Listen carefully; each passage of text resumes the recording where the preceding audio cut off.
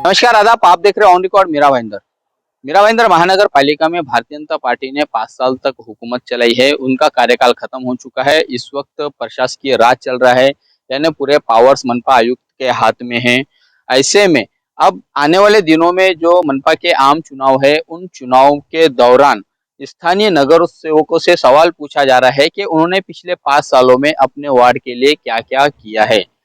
प्रभाग क्रमांक 18 के जो भारतीय जनता पार्टी के नगर सेवक है, इन्होंने अपने नगर सेवक निधि से अपनी कोशिशों से एक गार्डन को डेवलप किया है। ये हटकेश का वो इलाका है जहाँ पर ये सरकारी मैदान हुआ करता था। इस मैदान को सरकारी गार्डन बनाया गया है। इसी गार्डन का आज उद्घाटन किया गया है। मनपा आयुक्त दिलीप ढोले, स्थानीय नगर सेविका नीला सोन्स, विजय राय, इनके मौजूदगी में बहुत ही खूबसूरत सा ये गार्डन बनाया है। इसी गार्डन के अंदर संत शिरोमणि रविदास महाराज सार्वजनिक सभागृह बनाया गया है। उसी को लगकर एक स्टेज बनाया गया है। यहाँ पर जो छोटे छोटे पेड़ पौधे लगाए गए हैं फूलों के, रंग बिरंगी फूलों के, उसको भी आप देख सकते हैं। और इस गार्डन के आसपास की जो इमारतें हैं, ये उन इमारतों के जो लोग हैं उनके लिए एक बहुत ही खूबसूरत सा नज़ारा इस गार्डन में देखने को मिलेगा। इसी गार्डन में एक स्टेज बनाया गया है जहाँ पर कार्यक्रम भी लिए जा सकते हैं। और इस गार्डन के आसपास में जो बाउंड्री वॉल है, वहाँ पर वॉकिंग ट्रैक बनाया गया है जिसमें बुजुर्ग लोग या आम नागरिक लोग जो है कि चल फिर सकते हैं, मॉर्निंग वॉक कर सकते हैं। बच्चों के लिए खेलने के लिए बहुत सारे वहाँ पर खिलौने बनाए गए हैं, बहुत सारे इंस्ट्रूमेंट रखे गए हैं। इस गार्डन में एक बहुत ही खूबसूरत सा गार्डन इस इलाके के निवासियों को मिला है। इस पूरे गार्डन बनाने के पीछे स्थानीय नगर सेवकों ने जो मेहनत ली है और मनपा के आयुक्त दिलीप ढोले ने जो इस मीरा भाईंदर शहर को गार्डन सिटी बनाने के लिए जो मुहिम छेड़ रखी है, उसी की एक कड़ी आज यहाँ पर दिखाई दी है। इस गार्डन बनाने के चलते जिन लोगों की कोशिश है, जो नगर सेवकों ने मेहनत ली है, आइए हम उनसे जानने की कोशिश करते हैं कि उन्होंने इस गार्डन को डेवलप करने के लिए अब तक क्या-क्या प्रयास किया है। बताइए, आपने जो गार्डन आज यहाँ पर जिसका उद्घाटन हुआ है, इसके लिए क्या-क्या आपकी तरफ से कोशिशें की गई? सर्वप्रथम आज जैसा कि हम सभी जानते हैं, भारत रत्न डॉक्टर बाबा साहब अम्बेडकर जो संविधान के शिल्पकार है और आज संविधान दिवस है, तो उसी संविधान दिवस के उपलक्ष्य पर ये जो मैदान है, हाल ही में जब लास्ट महासभा थी, डॉक्टर बाबा साहब अम्बेडकर मैदान के नाम से पारित किया गया, जिसकी प्रस्तावना हमने की थी। साथ साथ जो समाज मंदिर है, उसका नाम भी संत शिरोमणि कवि रविदास महाराज जी के नाम से किया गया और आज दोनों ही वस्तु की ओपनिंग थी। मतलब मैदान की भी आज ओपनिंग हुई है और साथ साथ समाज मंदिर की भी आज ओपनिंग हुई है। जी। तो आपके अब तक का इस गार्डन का जो डेवलपमेंट है उसको लेकर कितना जो है कि आपको खर्च करना पड़ा, उसके बाद में और क्या-क्या कुछ तकलीफें आने शुरू हुई थी? मैं आपको बताना चाहूंगी कि यहाँ पर ये जो मैदान है और साथ साथ यहाँ जो रोड है, ये कुछ था ही नहीं है, जंगल था 2017 में। अगर आप आज भी गूगल मैप देखेंगे तो आपको पता चलेगा, ना रोड था ना मैदान, बहुत ही जंगल की अवस्था थी। और 2018 में हम सफल हुए महासभा मतलब महानगर पालिका में कमिश्नर जी के महोदय से सहयोग से ये मैदान के लिए पास किया गया, जिसमें पहले टेक्निकल थोड़ी प्रॉब्लम आई क्योंकि कुछ हिस्सा बिल्डर से लेने के लिए बाकी था, उस पर भी कार्रवाई की गई और ये 19 से काम लगातार चलता रहा। अच्छा। थोड़ा कोविड के कारण डिले हुआ, लेकिन देर आए दुरुस्त आए। जनता इसका लाभ 1 साल से ले रही है ऑलरेडी।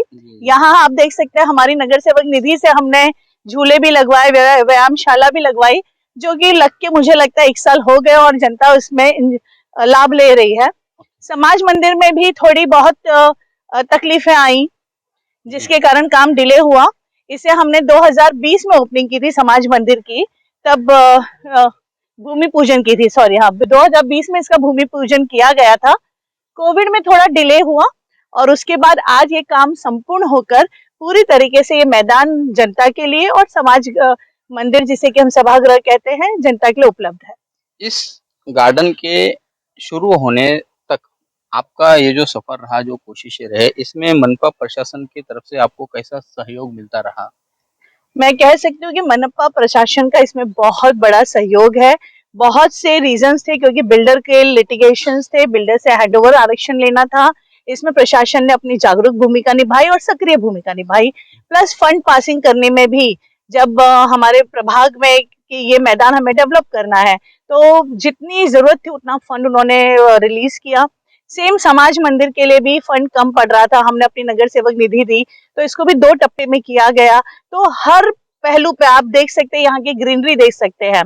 तो ये बकायदा वन विभाग ने भी बहुत अच्छा सहयोग किया और बहुत सुंदर प्लांटेशन किया है। मतलब आने वाले समय में ये प्लांटेशन जो है वो उससे भी अच्छा दिखेगा जब और प्लांट्स बढ़ जाएंगे। तो मैं बोल सकती हूँ हर डिपार्टमेंट ने इसमें सक्रिय भूमिका निभाई है। मनपा आयुक्त की भूमिका कैसे रही, उनके बारे में क्या कहेंगे आप? सी आई कैन से जिस प्रकार से डोले जी काम कर रहे हैं, it is like mind blowing. मतलब वाकई में जनता खुश है और हम भी बहुत खुश है। प्रशासक काल में जिस तरीके से हर आरक्षण को गति मिल रही है, गार्डन मैदान जो कि हमने 5 साल में अगर 3 गार्डन और 2 प्लेग्राउंड बनाने में अगर हम सफल हुए, तो उसमें आयुक्त महोदय का ही पूरा हाल मतलब हाथ है आप बोल सकते हो, और सहयोग है प्रशासन का।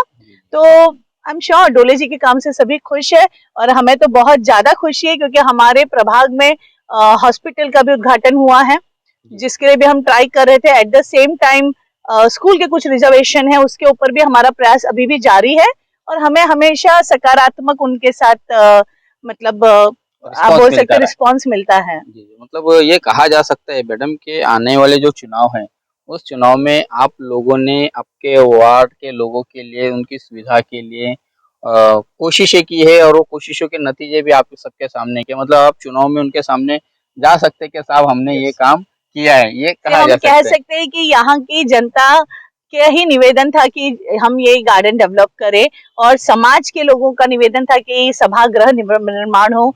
तो हर वो व्यक्ति जो हम तक पहुंचा या हम जिन तक पहुंचे, उनके सुझावों को हमने ढाला है। अगर हर गार्डन बने हैं तो मैं कह सकती हूँ उसमें सक्रिय जनता का पूरा और नागरिकों का पूरा हाथ है। और मुझे लगता है जहाँ जागरूक नागरिक होते हैं वहां जिम्मेदार जनप्रतिनिधि होते हैं। तो हमने पूरी कोशिश की कि उनके अपेक्षाओं पर हम खरे उतरे और कई स्थायी व्यवस्थाएं हमारे प्रभाग में शुरू हुई है। यहाँ आप देख सकते हैं जॉगिंग ट्रैक भी है, जिसे जी, नाले को परिवर्तित किया गया है जॉगिंग ट्रैक में। उसका भी पूरा लाभ लोग लेते हैं, बहुत खुशी होती है। धन्यवाद हमसे बात करने के लिए। जी। ये है स्थानीय नगर सेविका नीला सोंस, जिनका मानना है कि जो स्थानीय नागरिक है उनकी जागरूकता के चलते उन्होंने जो डिमांड्स की थी, जो इस वक्त इस जरूरत की जो मांग थी, उन मांगों को पूरा किया गया है।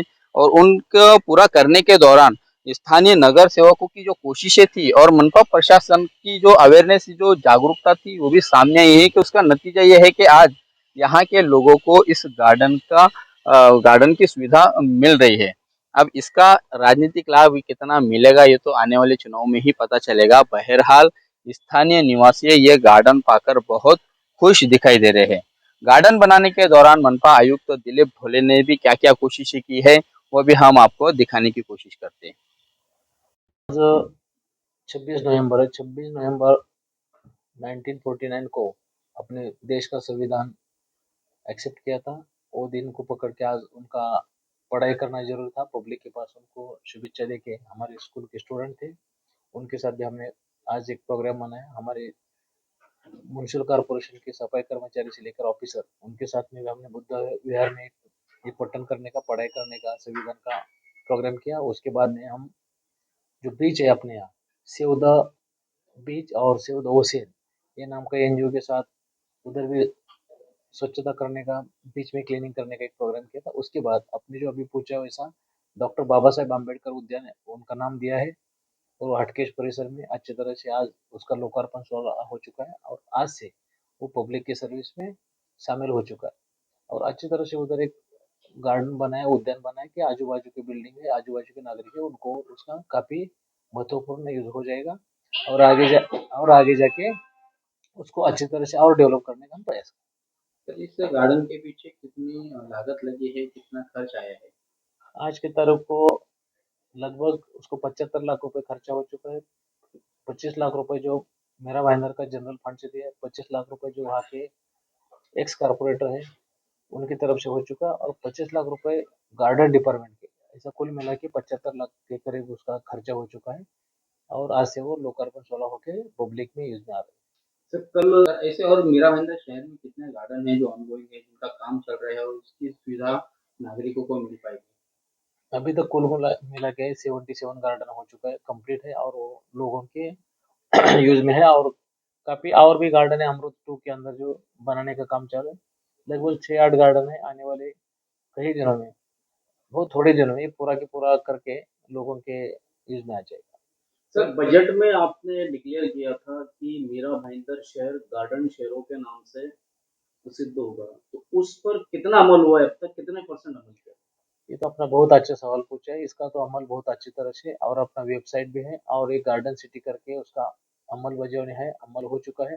अब कौन से भी गार्डन में जाके देखेगा तो भी आपको ये महसूस हो जाएगा, आपको पता हो जाएगा कि जो ढंग से हमने बोला है वो ढंग से। और इतना नहीं, हमारा वेबसाइट खोल के देखा तो भी आपको हर एक गार्डन का लोकेशन से लेकर क्या हालत है वो भी आपको पता चलेगा। तो अच्छी तरह से उसका अमल हो रहा है।